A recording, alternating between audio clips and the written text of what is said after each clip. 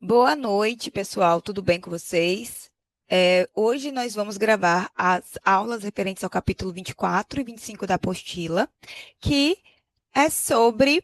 Deixa eu só acertar aqui a minha tela para poder ver, para poder visualizar. Pronto. Que é sobre poluição e preservação da biodiversidade. Na verdade, o capítulo 24 vai falar sobre a preservação da biodiversidade e o 25 vai falar sobre a poluição da água e do solo. Então, para a gente iniciar, vamos falar sobre a população mundial, né? Então, atualmente, nós temos cerca aí de 7 bilhões de habitantes no planeta, e essa quantidade imensurável, quase, de pessoas no planeta demanda muito do nosso planeta, né? Demanda de produção de alimento, produção de medicamento, demanda de espaço, demanda de construção de abrigo, de proteção, de produção de remédios, né? Então, o aumento da população mundial acarreta em alguns problemas, vamos dizer assim, para o planeta, né? Pois é necessário muitos recursos para poder manter essa quantidade de pessoas dentro do nosso planeta, né? Aqui nós temos um gráfico que mostra mais ou menos esse aumento populacional. A gente consegue observar que de 1800 a 1900, a população aumentou em 123 anos, né, 1 bilhão, mais ou menos aí. E de 1925, 1927 até 2025, mais ou menos, na verdade, ali até 2024, a população de 2 bilhões foi para 7 bilhões. Então, a curva do crescimento populacional foi muito grande, muito acentuada. Por quê? Por vários motivos, né? Primeiro, a gente passou aí pela Revolução Industrial, então a gente aumentou a produção de muitos itens, né, para a população. E esses itens estão relacionados aí também ao maior conforto dessa população, eletrodomésticos, produtos que facilitam o dia a dia, mas, além disso, nós tivemos aí um avanço acentuado na medicina e na ciência. Então, a partir do período que se criou o primeiro antibiótico, né, que a gente teve aí o, o descobrimento da penicilina, muitas doenças bobas, né, vamos dizer assim, que matavam as pessoas no passado, um ferimento, que hoje em dia a gente toma um antibiótico quando infecciona e está tudo solucionado, essas doenças matavam as pessoas no passado, isso deixou de ser um problema, né, muitas vezes. E isso fez com que a, a expectativa de vida dessas pessoas aumentassem, né? Isso também vem das vacinas, né? Quanto mais a partir do momento que nós tivemos a síntese de diversas vacinas, foi reduzindo doenças que aumentavam a mortalidade, principalmente de crianças, acesso à educação, acesso ao saneamento básico, acesso a maior qualidade de vida, alimentação. Tudo isso fez com que a população prosperasse nesses últimos anos. E o número aumentou significativamente.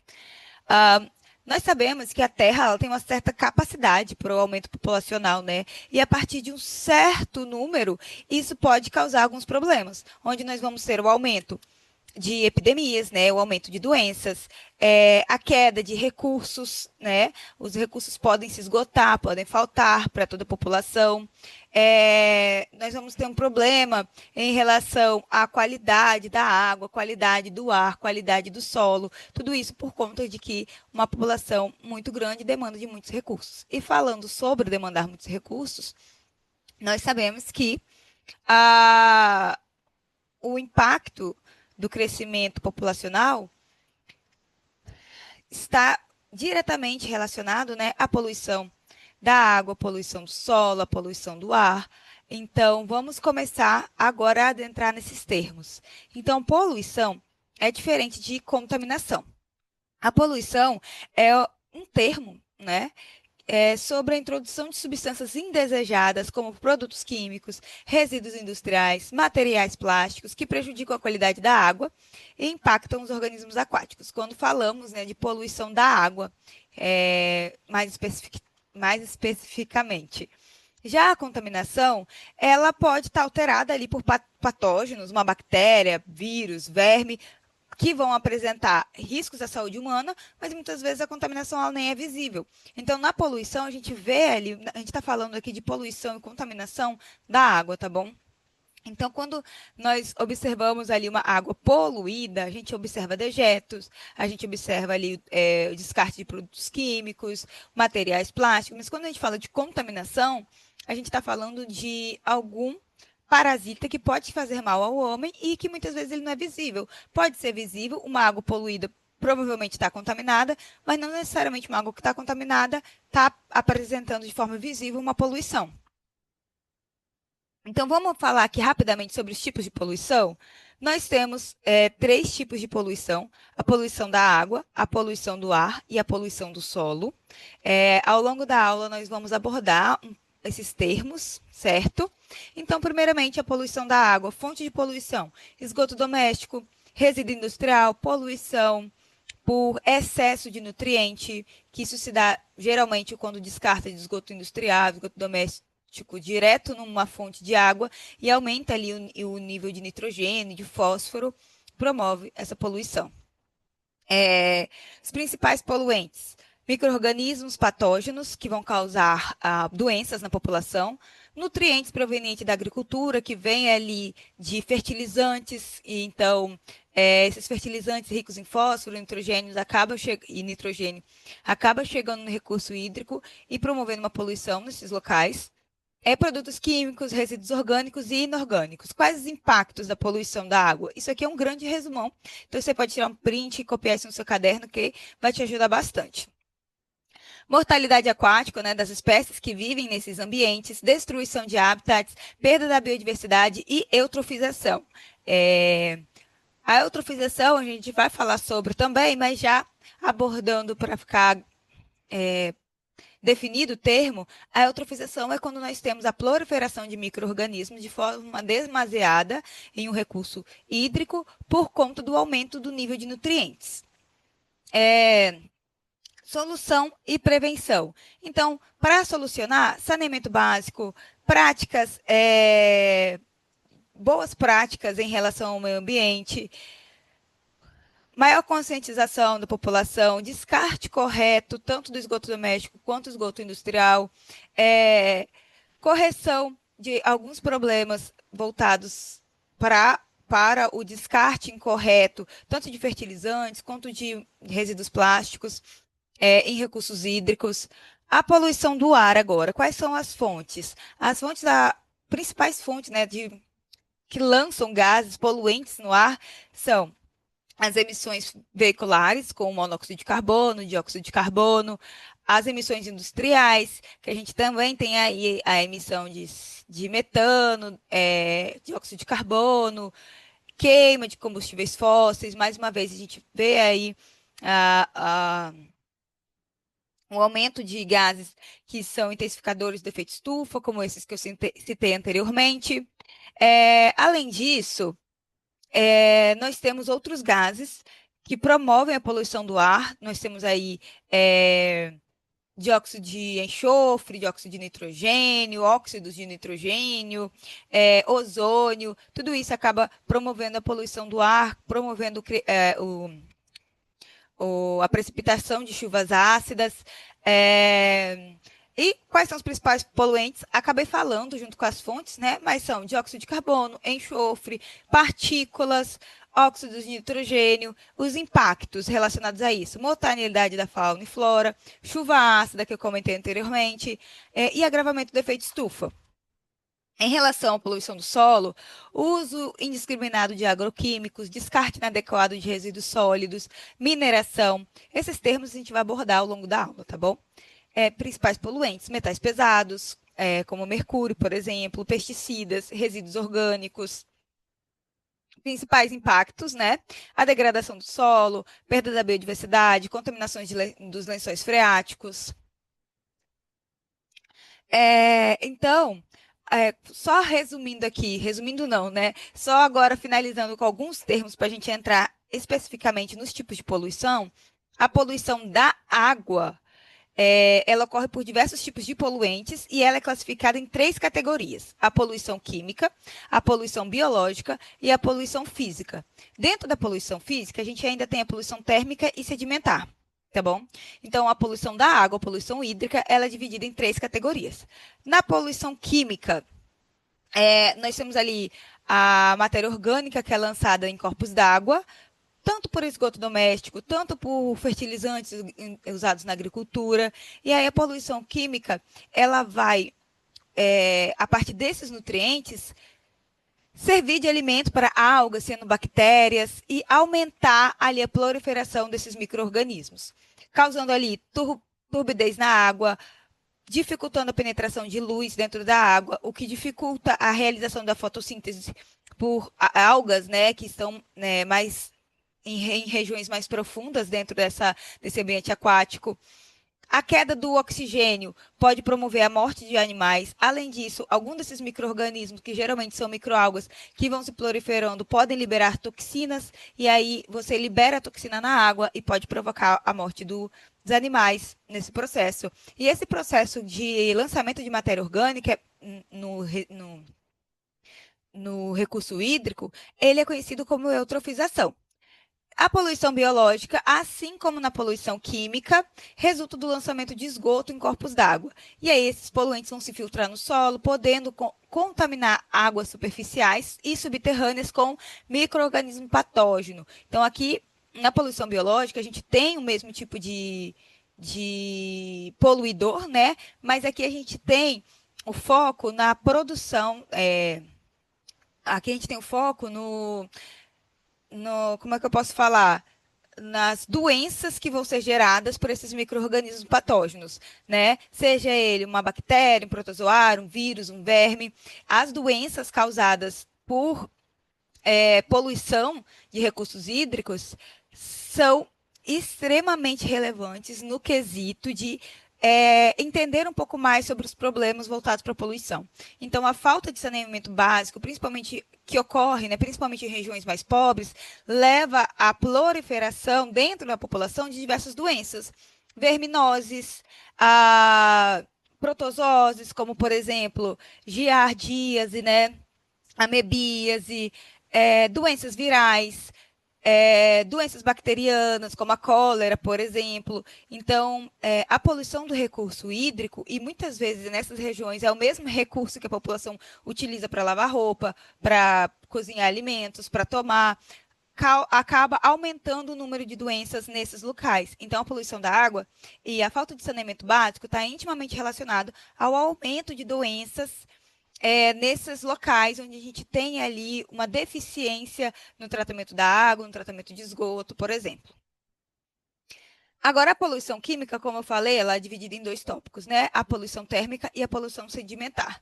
A poluição térmica, ela está relacionada a indústrias ou usinas nucleares. Só um segundo, porque a, a minha telinha fica na frente do que está escrito e aí eu não consigo observar. Então, como eu estava dizendo, né, a poluição térmica ela ocorre quando indústrias ou usinas nucleares lançam água com temperatura elevada proveniente de processos industriais nos corpos d'água. E o que acontece? Os organismos aquáticos, muitas vezes, eles são muito sensíveis a qualquer mudança de temperatura dentro da água. Então, você pode causar morte de recifes de corais, morte de peixes, morte de diversos organismos aquáticos, como fitoplânctons ou plâncton, por conta de, muitas vezes, resfriamento de caldeiras que ocorre nas indústrias, e aí a água que eles utilizam, que é retirada do oceano e depois é devolvida extremamente quente de volta para o oceano. E isso pode causar um impacto muito grande nesse ecossistema. E a poluição sedimentar é quando nós temos diversos tipos de resíduos orgânicos e inorgânicos que são despejados nos corpos d'água, né? Acumulando detritos que impedem ali a passagem de luz, impedindo a realização de uma fotossíntese mais eficiente, tá? O que pode promover ali a morte de animais também, por conta da queda do índice de oxigênio, pode promover a proliferação de outros organismos, de outras bactérias que não necessitam do oxigênio para sobreviver, causando todo um desequilíbrio naquele ecossistema.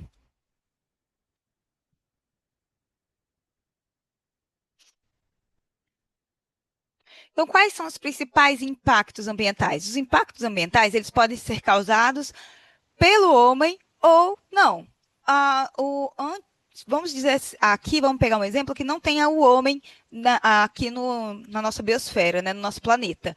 Ainda assim, nós poderíamos ter impactos ambientais. Esses impactos, né, seriam oriundos de atividades vulcânicas, meteoritos, incêndios, chuvas intensas, certo? Mas, e com a presença do homem, esses impactos ainda acontecem. Eu quero mostrar que o homem, ele não é o único causador do impacto ambiental. Mas a ação antrópica, ela intensifica os impactos ambientais, ok? Como eu falei anteriormente, a gente vai falar a gente vai focar, né, principalmente sobre a poluição do solo e a poluição da água. Mas como eu falei anteriormente, a atividade agrícola, né, ela altera o ambiente de diversas formas, como eu tinha comentado sobre o uso de fertilizantes, que acabam intensificando o acúmulo de nitrogênio, de fósforo, levando ali a um desequilíbrio ambiental. Então, o uso de defensivos como herbicidas, inseticidas, fungicidas, quem já foi para o interior sabe que é muito utilizado esses defensivos na agricultura e um muito famoso que a gente tem é o Roundup, né, que ele tem um composto ali dentro que é o glifosato. Ele é extremamente utilizado e ele também é muito tóxico para a nossa saúde, em grandes quantidades, né? Então, principalmente para os agricultores que trabalham com o glifosato, já tem estudos mostrando o impacto do glifosato na saúde desses agricultores, ok? Esgotamento de nutrientes do solo, aumento da salinidade pelo uso da irrigação de fertilizantes e ocorrência de erosão, lixiviação e assoreamento, que são termos que a gente vai aprender ao longo da aula. Em relação à poluição do ar, nós vamos falar mais brevemente, pois já foi um assunto abordado em outros capítulos, mas só relembrando que a poluição do ar é gerada, né, por algumas fontes poluidoras, como dióxido de enxofre, dióxido de nitrogênio, que também são produzidos pela queima de recursos fósseis, que também estão relacionados ali à produção da chuva ácida. Então, a gente tem partículas sólidas que também fazem parte da poluição do ar. A liberação de metano, monóxido de carbono, dióxido de carbono, e também os CFCs, que são os clorofluorcarbonos. Os CFCs, hoje em dia, são muito limitados e proibidos para o uso, mas antigamente nós utilizávamos muito para síntese de refrigeradores, de ar-condicionado, para produzir aerosóis. E depois foi descoberto que o cloro do clorofluorcarbono, ele interagia com o ozônio da camada de ozônio. Então, a gente tem regiões hoje da camada de ozônio que ela foi criado buracos, né? Houve uma depressão dessa camada de ozônio por conta do uso dos CFCs.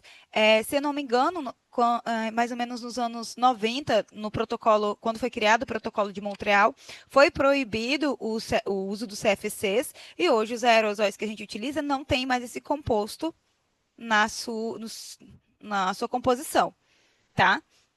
Aqui vocês dão um pause depois, um print e anota aí a origem do gás e quem está liberando, tá bom? Porque isso aqui a gente já falou também. Só voltando aqui para mostrar uma coisa importante. Tá vendo aqui no cantinho? Eu vou até pegar aqui o mouse. Aqui no cantinho, a gente tem, olha, o SO2, NO2, os CFCs que depletam a camada de ozônio, mas principalmente esses dois aqui, ó, estão relacionados à formação de chuva ácida. E a formação de chuva ácida é problemática por conta tanto da degradação da parte urbana, quanto também da parte da biodiversidade, né? Afeta animais, afeta plantas. Então, aqui a gente tem alguns exemplos da área urbana que foi prejudicada pela chuva ácida. Então, a gente tem deteriorização de estátuas, deteriorização de construções, plantas acabam se prejudicando por conta disso, animais, e até o próprio ser humano. Então, por conta da demanda de produtos industriais, a gente acaba tendo ali uma exploração excessiva dos recursos naturais, como exploração do minério, desmatamento, causando erosão, causando assoreamento, tá? promovendo fragmentação das florestas, destruição e degradação dos habitats, promovendo extrativismo desordenado, ocupação urbana, né, o aumento do transporte, o aumento da mineração, ok? Então, tudo isso acaba degradando o meio ambiente. Então, agora, mais especificamente, nós vamos falar sobre a poluição da água e a poluição do solo. Então, a poluição da água e do solo envolve os seguintes aspectos: tanto a eutrofização, quanto o derramamento de óleo, quanto o lixo, quanto a magnificação trófica. Então, o processo de eutrofização, como eu falei lá no inicinho, é ocorre, né, é criado pelo excesso de nutrientes em um ambiente aquático, seja o nutriente fósforo, seja nitrogênio, e ele pode ocorrer tanto por conta do uso excessivo de fertilizantes, tanto por conta do derramamento de esgoto industrial ou esgoto doméstico nos recursos hídricos. E ele é problemático por conta da proliferação de micro-organismos nesse ambiente, causando ali a diminuição de oxigênio na região, a proliferação de outros micro-organismos que vêm posteriormente, como as bactérias, que geralmente a proliferação se dá por microalgas, né? A queda do oxigênio, acho que eu comentei, e também pode haver ali a liberação de toxinas e causar ali todo um desequilíbrio ambiental. A floração da água é um processo muito parecido, onde se dá ali pela proliferação excessiva de micro-organismos, principalmente quando a gente tem um aumento de alimento para esses micro-organismos e o aumento da temperatura, que eles gostam muito de um lugar mais quentinho, com alimento, para poder se reproduzir à vontade, né? O derramamento de óleo, que pode acontecer por vazamentos, por acidentes em refinarias, acidentes em oleodutos, que polui a água e o mar. E aí o óleo, ele vai, dentro dos animais, ele pode se aderir às brânquias, pode se aderir às áreas pulmonar, fazendo com que esses animais não consigam respirar, não consigam realizar as trocas gasosas e podendo levar esses animais à morte. A mineração é um outro tipo de poluição que impacta tanto o solo quanto a água, onde você tem ali um esgotamento de recurso, contaminação do ambiente, principalmente pela utilização de produtos químicos, como metais pesados, compostos tóxicos. E um exemplo aqui está mostrando, né, um local que é utilizado para mineração, então a gente vê toda uma degradação até visual, né? Um exemplo que nós temos de extrativismo mineral é o garimpo, e o garimpo, existem algumas técnicas, né, para garimpar, mas uma das técnicas muito conhecida é utilizando o mercúrio para auxiliar na visualização do ouro, e ocorre muitas vezes nessas regiões a contaminação tanto dos animais que vivem nesses recursos hídricos por mercúrio, quanto da própria população, e muitas vezes passa a ser inviável a se alimentar daqueles peixes, por exemplo, que vivem naquela região. Um exemplo de garimpo que nós temos famosíssimo no Brasil, que é considerado um dos exemplos que nós temos de maior alteração do ambiente, né? É o garimpo de Serra Pelada, né? Que aconteceu lá no Pará.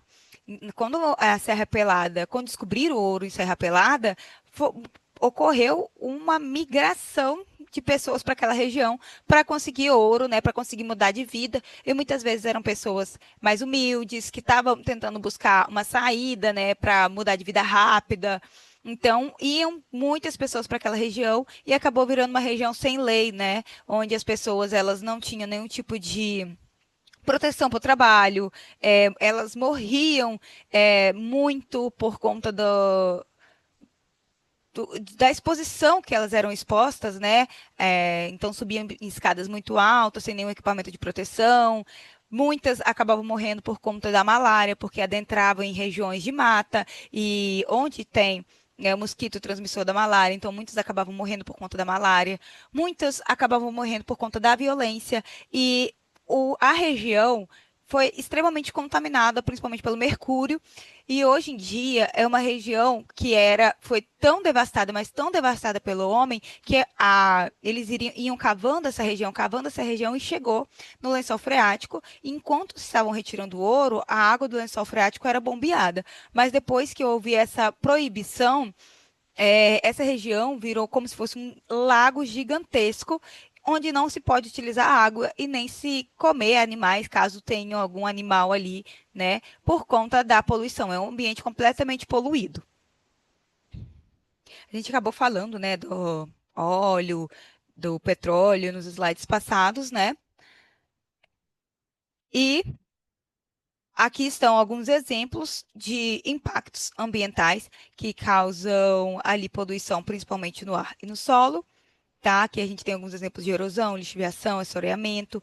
Então, a lixiviação, ela se dá pelo carregamento pela água de substâncias químicas e nutrientes minerais presentes no solo, que vão percorrer a superfície deste ou se infiltrar nele. O assoreamento, que se dá principalmente quando tem a retirada ali da vegetação próximo a rios, lagos. E aí o que, que acontece? Quando chove, quando venta muito, os sedimentos, argila, lodo, areia, vai se depositando no fundo dos rios, no fundo dos lagos.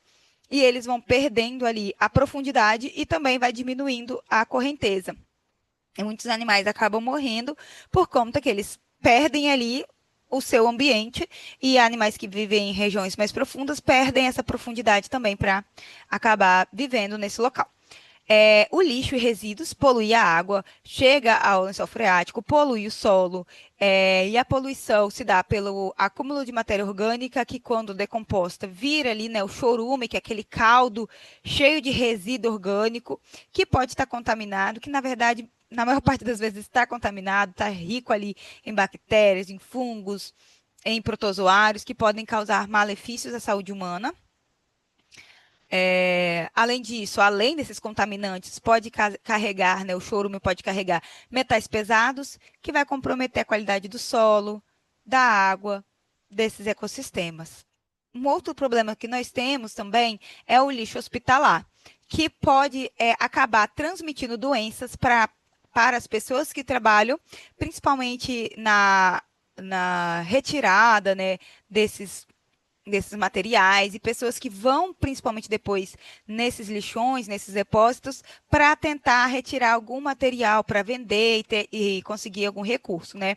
Muitas pessoas que geralmente são pessoas mais humildes que vão para lixão, né, para poder retirar ali algum material para reciclagem ou até achar algum material para levar para sua casa, acabam se cortando, se furando com material hospitalar e se expondo a doenças como, por exemplo, ISTs, hepatite, HIV, que também é um grande problema que nós temos. Já estamos acabando, tá bom? Além disso, nós temos um lixo nuclear e radioativo, que ele não tem uma destinação segura, né? Não há uma maneira de neutralizar o seu potencial. Hoje em dia a gente tem tanques de chumbo e concreto para segurar essa radiação. Um exemplo que a gente teve foi nos anos 80, lá em Goiânia, com o Césio 37, que acabou trazendo ali um impacto muito grande para essa região, onde algumas pessoas acabaram perdendo a vida. Foi classificado como nível 5 de acidentes com consequências de longo alcance na escala internacional de acidentes nucleares, e foi muito marcado. Até hoje se fala sobre esse acidente, tem vários documentários, vocês podem pesquisar depois, vários documentários sobre o Césio 37, que aconteceu em Goiânia, tá? E para finalizar, nós vamos falar sobre a preservação ambiental. Então, a gente falou sobre a poluição e agora a gente vai falar sobre a preservação. Qual é o conceito de biodiversidade? A gente já viu nas aulas, né? Mas a biodiversidade é um conjunto de todas as formas de vida existente: animais, plantas, fungos, micro-organismos e das interações entre eles, tá bom? Por que a biodiversidade é importante? Mantém o equilíbrio ecológico, com os ciclos naturais, como o ciclo da água, o ciclo do carbono, o ciclo do nitrogênio, tá? Garante serviços ecossistêmicos, como a polinização. Sem a polinização, pode considerar que a raça humana foi extinta, porque a polinização é extremamente importante para a produção de alimento, para a biodiversidade. A biodiversidade promove a purificação da água, do ar, controle de praga, né? Fonte de alimento, fonte de medicamento, matéria-prima para a produção de cosmético, para a produção de um monte de coisa, e tem valor cultural e científico, né? Nós vimos durante essa aula, né, as principais ameaças à biodiversidade, como desmatamento, queimadas, poluição do ar, do solo, da água, caça, pesca, a introdução de espécies exóticas invasoras, que acaba sendo um problema para a biodiversidade, mudanças climáticas, expansão urbana e agrícola sem planejamento. Como que nós poderíamos promover a preservação?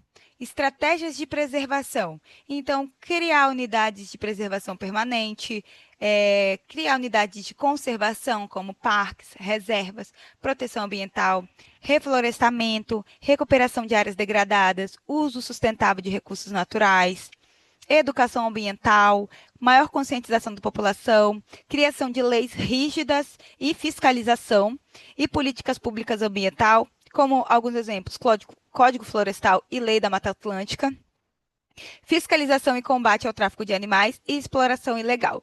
Então, aqui também, para a gente falar sobre a preservação da vegetação, então, um dos problemas do assoreamento é a retirada dessa vegetação, né, próxima a rios e lagos. Então, quando a gente cria matas ciliares, nós protegemos esses recursos hídricos de serem poluídos, né, por conta do assoreamento, né, por serem ali, terem ali como eu posso falar, uma queda, né, no seu desempenho hídrico por conta do assoreamento. Outro problema é a fragmentação.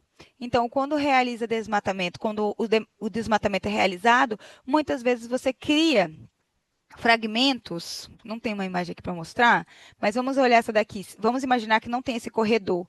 Então, a gente cria fragmentos e a gente acaba impedindo a passagem de uma espécie de um lugar para o outro. E isso você faz com que espécies fiquem isoladas em pontos específicos. E aí você impede que ocorra a reprodução entre as espécies que ficam próximas ali em uma área pequena que foi mantida a vegetação, ela acaba reproduzindo com seus parentes, e isso é extremamente problemático por conta da endogamia, que pode trazer à tona doenças, você reduz o número de espécies.